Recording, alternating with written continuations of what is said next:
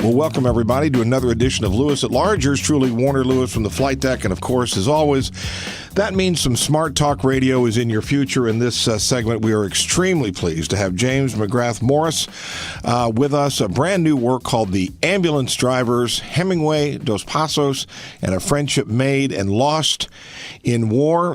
Who is James McGrath Morris? If you do not know him, he's the author of several critically acclaimed biographies, including the New York Times bestselling Eye on the Struggle and Pulitzer. He lives outside of Santa Fe, New Mexico, and I know that country. I don't know whether it's God's country, but it's somebody's country. For today, it's James Morris's country. James, how are you, my friend? Oh, very well, and a pleasure to be with you today. Well, what a fascinating subject. A lot has been written about Hemingway. This is a little bit different take, and I'm curious if you would share with our Lewis at Large listeners why the attraction for you of Hemingway, especially as a younger man, and why this particular slant on this story. Well, actually, my beginning of this story was more about World War I than Hemingway or Dos Passos. Like many authors, I'm always looking at the anniversaries of things, and I knew we were coming up on the centenary, this is many years ago, World War I, as well as the centenary then of the American involvement in World War I, which is this year. And I was fascinated to learn that a lot of young Americans volunteered to be ambulance drivers before we entered the war. They felt that the Great War, as it was then called, was the singular most important and defining moment of their generation, and they didn't want to miss out on seeing it, but we weren't fighting it yet. And one of the avenues of getting there was to be an ambulance driver. So as I was poking around in there, I noticed that Hemingway and Dos Passos were both ambulance drivers, and I thought to myself, that's interesting. But the next thing I noticed is that they forged a friendship that lasted for 20 years or so, what somebody might call today, a bromance. And it became increasingly interesting and important in that these two men, their writings were shaped by their experience in the war. And they were writing books about the war that the generation they would go off to fight the next one were reading. So thereupon I found a story, and then I set off to do it. Well, for those of our listeners who are not familiar with Dos Passos, give us a little bit of his background. And that's maybe the best part of this. When the book opens, Dos Passos is the most successful and popular of the two novelists. Hemingway, at that point, was living off a little bit of money as a stringer in Paris and some of his wife's trust fund money, and had not published anything. But history doesn't remember Dos Passos. They remember Hemingway, who eclipsed him enormously. Famously, George Parker in the New Yorker once said that we think of the three great writers of that time, Faulkner, Hemingway, and Fitzgerald, and he says actually it was a quartet, and the member of the quartet was Dos Passos. Dos Passos was born in Chicago. He was the product of an affair between a New York lawyer and a widowed woman, and he had he grew up in considerable means, living in hotels and things like that, because that's the only way his father could see him as in a European hotel, because the marriage wasn't considered, the birth wasn't considered legitimate back then. And he went to Harvard, and he went off to be an ambulance driver. He was an experimentalist, just like Hemingway was. They both felt after the war that the conventional ways of expressing themselves, the Victorian literature that they'd grown up with, was inadequate to explain the New World. And so a lot of the things that we credit Hemingway for, Hemingway wasn't alone in doing. Much like if your listeners, go to the museum and they see Cubist paintings, right off the bat they say that's a Picasso. But Picasso was only one member of a much larger group changing painting and coming up with Cubism and abstract painting. So this revolution in literature that was taking place, Hemingway and Dos Passos were fully equal partners. But from a writing point of view, for me, it made for a great hook, because people go, Dos who? Who is he? So you've got this unknown and this famous writer, unknown in the sense that he's been forgotten. And then if you think of it in terms of a novel, and my book is not a novel, it's all carefully researched, but it has the elements of a novel in that they're perfect foils for each other, where Hemingway is an egotist, Dos Passos is humble, where, each thing is back and forth. So they complement each other, and their lives together for those 20 years tell a really interesting story, not just about friendship, but about a new form of literature that emerged and still to this day has changed the way we write. In addition to their friendship, did these two authors ever direct reference or indirect reference, did they ever have characters in any of their works that were reflections of their friend? Very much so, but it wasn't pleasant.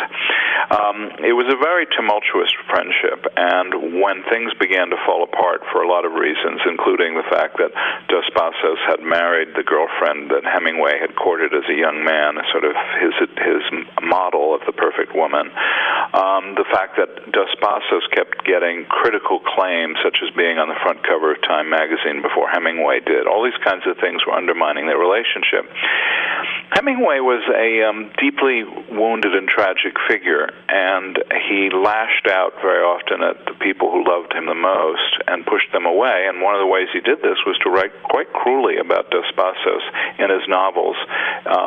The public at large probably didn't necessarily know this was Dos Passos in the same way that Dos Passos ended up writing some things about Hemingway in his novels, but the literary group certainly knew who they were writing about, and some of it, particularly in Hemingway's side, was quite vicious and quite mean. You just joined us. Yours truly, Warner Lewis, from the flight deck of Lewis at Large Radio. And once again, talking to James Morris, is the author of several critically acclaimed biographies. Brand new work called The Ambulance Drivers, Hemingway, Dos Passos, and a Friendship Made and Lost in War. Hemingway was, some would say that he came from some privilege, did he not? Yeah, I would describe it today more as middle class. His dad was a doctor, and his mother gave music lessons at home. They were very successful, mind you, and they had a lovely home in Oak Park, Chicago, one of the more substantial homes. So had he wanted to go to college, his father could have easily paid it. Instead, his college ended up being a stint at the Kansas City Star, where he learned famously some of the tricks that ended up being his writing style. When you read about Hemingway and you see pictures of him, in Cuba. He's hunting, he's fishing, he's off doing all kinds of what some would say are interesting yet self-indulgent activities. What sent him down this path from what it sounds like a relatively traditional upbringing? Yeah, but there are different parts. Hemingway led a lot of different lives. When he was a young man in Paris, for instance, these were not part of the world he cultivated. He wasn't interested in hunting then. Although he'd grown up as a hunter and a fisherman, he had a very Tom Sawyerish kind of summertime all the time in his childhood and teen years, going to Upper Michigan, where he fished and hunted all the time, particularly with his father. So he grew up as a hunter and a fisherman. But when he was at the peak of his power, he wasn't doing that. It's really after fame he achieved a limitless income from the success of his books that he pursued sports more and more, the sports being fishing and hunting. Part of it is that Hemingway had a fascination with death. From very early on. And part of his interest, for instance, in bullfighting was that after the war, he felt it was the closest encounter one could have to death and to watching the whole procedures involving death. So part of his attraction to hunting was that, and also to fishing. But also the other thing about Hemingway is he's really one of our very first media authors. To jump to somebody else, when Teddy Roosevelt rose up and became known and went up San Juan Hill during the Spanish-American War, he was very smart. One of the groups he made sure came with him were reporters, and the world at large in the United States learned about his dramatic charge up the hill. Well, when Hemingway comes back from World War I at the young age of 19, he's already courting the press. They meet him because he's been famously wounded in World War I. They meet him at the dock, and he begins cultivating a public personality. And it's very clever because it's very much like what modern authors do, where you want to be profiled in People magazine and what do you cook and how do you spend your private time and things that are completely unrelated to your work.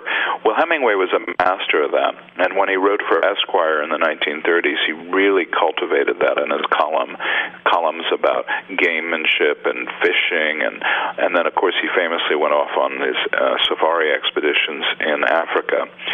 So a lot of that sense of manliness that Hemingway projected, he was a very strong and forceful man, but at the same time it was part of a public image that he cultivated very carefully that enhanced his stature as an author, particularly at that time in American history.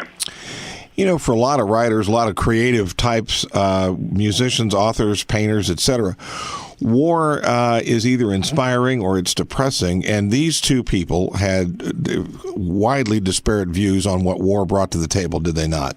Very different views. Dos Passos, in some sense, saw more of the war, and by Hemingway's own admission, than Hemingway did.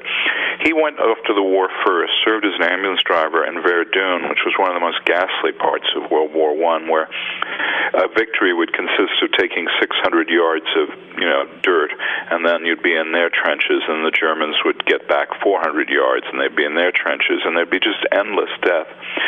So imagine the job as an ambulance driver in gas attacks during bombardments, driving this ambulance up and down these roads and bringing back either dying or deeply wounded soldiers. Dos Passos also was a left-winger as a young man who was a pacifist, who was opposed to war. So he, through his lenses, so to speak, he did wear glasses, but I mean figurative lenses, he saw war as this enormous evil, and the war as pointless. And I taught high school, so I think I can say with some certainty, what a lot of Americans don't remember is that World War I and World War II are very different experiences. World War I was a war that could have been avoided, that really was useless, and in the sense it was just treaties that brought people to arms, and they thought it would be over soon, and instead 18 million people perished. World War II was, liberating Europe, was ending fascism, was staving off the Holocaust. I mean, very serious causes that most people could agree with. So Dos Passos' experience was one of futility and sadness and horror at seeing the war. Hemingway arrives a year later, and they both meet in Italy. Hemingway's experience is quite different. He's on the Italian front, and one night he's bringing chocolates and cigarettes to some of the Italians in the trenches, and a mortar falls near him, killing the Italian soldier between him and the mortar, and wounding Hemingway. Now, the wounds Hemingway get are not fatal, are not dangerous in that sense. I mean, yes, he could have gotten blood poisoning, but a recoverable wound. But he had like 237 little bits of shrapnel, and it took months to recover. And I consulted with several veterans of Afghanistan and Iraq, and it's a macabre lottery to win. But if you get wounded in a way that doesn't hurt your life, you come back from war with kind of a personal trophy that enhances your status. So if you look at the two of them, how they dealt with World War I, Dos Passos thought it was a horror, and he wanted to use his writing, the power of writing, to change the world and end war. Hemingway saw war as an inevitability of mankind, that it tested your manliness, and then this is the surprising part, of course, is it brought romance, because while he recovered, he fell in love with Nurse Van Karowski, who's later the model for Catherine Barclay in A Farewell to Arms, and, thought he was going to marry her, and she was the model like the first girlfriend he left behind in Michigan, 7 years older than he, a particular kind of woman. So war brought very different things to Hemingway, almost brought him rewards, whereas Dos Passos could never shake the image of carrying severed limbs in buckets from the operating rooms and thinking this is all futile. And that's reflected in their literature. They'd had very, very different takes on the war.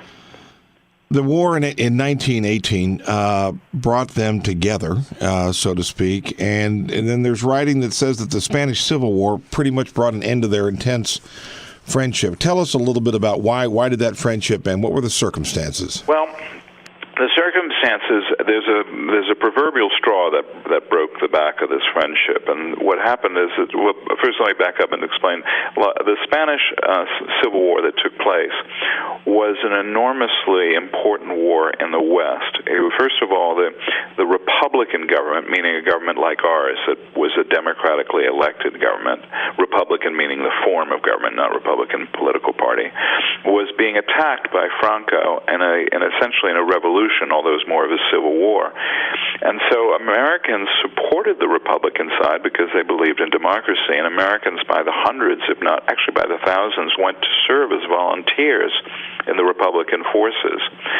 And it ended up being a proxy war in which the Germans were testing out all their planes and doing bombings on behalf of Franco's forces. And the communists from Russia, along with American left-wingers, were supplying the volunteers for the Republican side. So there were larger forces at play there. And so Hemingway and Dos Passos both went to Spain to support the Republican cause, which most liberal-thinking people did at that point, and they were going to make a movie about it. Well, Dos Passos' friend from his teenage years and his translator, a Spanish man named Robles, was killed by the communists without due process. He was accused of something and just taken out and shot. And for Hemingway, he basically told Dos Passos, this is what happens in war. It's just the cost of war. And stop asking everybody about how he died because you're undermining the legitimacy of the Republican cause. Well, Dos Passos was really struck by this. I mean, Hemingway, considered his best friend, is callously dismissing the death of one of his very best friends. So that's what prompted the disillusionment of the friendship. But there were deeper things already happening. As I said, one of the things that really poisoned their friendship is that writers, no matter how much money they make, always maintain envy. I mean, I have to admit, if I was on a therapy desk rather than talking to you on the radio, I'd have to talk about my envy. I'm friends with people who get, multi-million-dollar advances, and I go, oh, that'd be nice. I could spend 5 years writing a book. It's a business that's filled with envy. But in this case, Hemingway was making money hands over foot. Dos Passos was not making money. But what Dos Passos was getting were these incredible reviews that kept referring to him as writing the novel of the century, the great American book. And he was on the cover of Time magazine before Hemingway was. And so these kinds of things began to poison their friendship. Dos Passos married Kate Smith, who'd been Hemingway's early girlfriend and his model of women.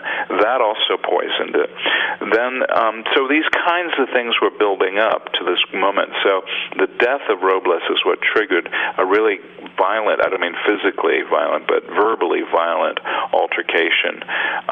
It actually took place in a Paris train station where Hemingway sought out Dos Passos and threatened him, and they went their separate ways. And except for a few furtive moments in the next 20 years, they really had no contact with each other.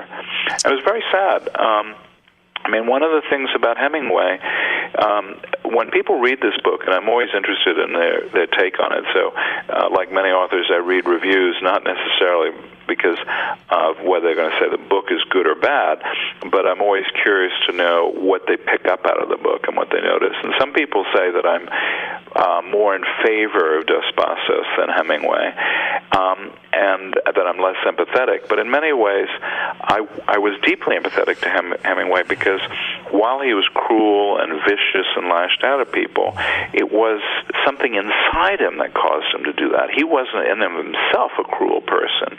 And one of the great sadnesses, I think, of Hemingway's life is that by the end of his life, he destroyed every friendship, every love affair, and, of course, ultimately himself by committing suicide.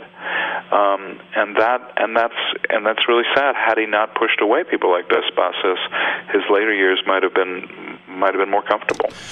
What about, let's examine this. I don't want to get out of here before we talk about this. Describe his relationship overall with women. You just touched on it, and what were the issues there? When I sat down to do this project, I think I read 7 biographies, none of which were less than 500 pages. And they're people who have psychologically analyzed Hemingway. I'm much more of a storyteller and a reporter, so here's what I can tell you. Hemingway had a certain kind of woman in mind that was shaped a lot by his youthful adoration of Kate Smith. He favored older women. He was very insecure and very easily flattered. The term meaning flattered is not complimented. It's where you accept fake compliments and you're keenly aware the person is giving them to you to get ahead. So he was easily manipulated in that sense. So when he married Hadley, which was really his great love, and Pauline moved in, and keep in mind, both of these women are friends of Kate Smith, the woman I keep referring to. He gave up one for the other. And again, the same cycle occurred in the 30s when Martha Gellhorn came on the scene. She maneuvered in much the same way Pauline did with Hadley. So it was only two successful marriages, from my point of view, in the sense that they were really loving, strong marriages, was Hadley, the first one, and actually his last wife, Mary, who had the worst task, which was, being with him as his world crumbled and he went in and out for treatment and eventually committed suicide. Whereas Dos Passos had two relationships, one with Kate Smith, who's killed tragically in a car accident after many years of a lovely marriage, and then he marries another woman who stayed with him until his death. But they were very different in their respect. Also, within his time, Hemingway was far more sexist and misogynist than Dos Passos was.